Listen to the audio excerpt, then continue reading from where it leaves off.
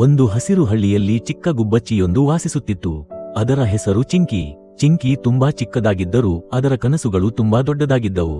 ನಾನು ಆಕಾಶದ ಮೇಲೆ ತುಂಬಾ ಎತ್ತರಕ್ಕೆ ಹಾರಬೇಕು ಎಂದು ಅದು ಪ್ರತಿದಿನ ಕನಸು ಕಾಣುತ್ತಿತ್ತು. ಒಂದು ದಿನ ಚಿಂಕಿ ಹಾರಲು ಪ್ರಯತ್ನಿಸಿತು. ಆದರೆ ಅದು ಸ್ವಲ್ಪ ದೂರ ಹಾರಿದ ನಂತರ ನೆಲಕ್ಕೆ ಬಿದ್ದಿತು. ಅರಣ್ಯದ ಇತರ ಪಕ್ಷಿಗಳು ನಗಿದವು. ನೀನು ತುಂಬಾ ಚಿಕ್ಕವಳು, ನೀನು ಹಾರಲು ಸಾಧ್ಯವೇ ಇಲ್ಲ ಎಂದು ಹೇಳಿದವು.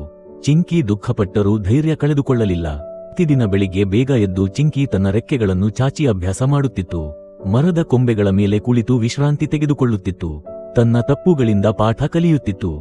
ಒಂದು ದಿನ ಬಲವಾದ ಗಾಳಿ ಬೀಸಿತು. ಚಿಂಕಿ ತನ್ನ ಎಲ್ಲಾ ಧೈರ್ಯವನ್ನು ಸೇರಿಸಿ ಹಾರಿತು. ಈ ಬಾರಿ ಅದು ಹಿಂದೆಂದಿಗಿಂತ ಎತ್ತರಕ್ಕೆ ಹಾರಿತು. ಆಕಾಶದಲ್ಲಿ ಹಾರುತ್ತಿರುವಾಗ ಅದರ ಕಣ್ಣುಗಳಲ್ಲಿ ಸಂತೋಷ ತುಂಬಿತ್ತು. ಇತರ ಪಕ್ಷಿಗಳು ಅಚ್ಚರಿಯಿಂದ ನೋಡಿದವು. ಚಿಂಕಿ ಅವರಿಗೆ ನಗುಮುಖದಿಂದ ಹೇಳಿತು, ಪ್ರಯತ್ನ ಮಾಡಿದರೆ ಏನು ಬೇಕಾದರೂ ಸಾಧ್ಯ. ಕಥೆಯ ಪಾಠ: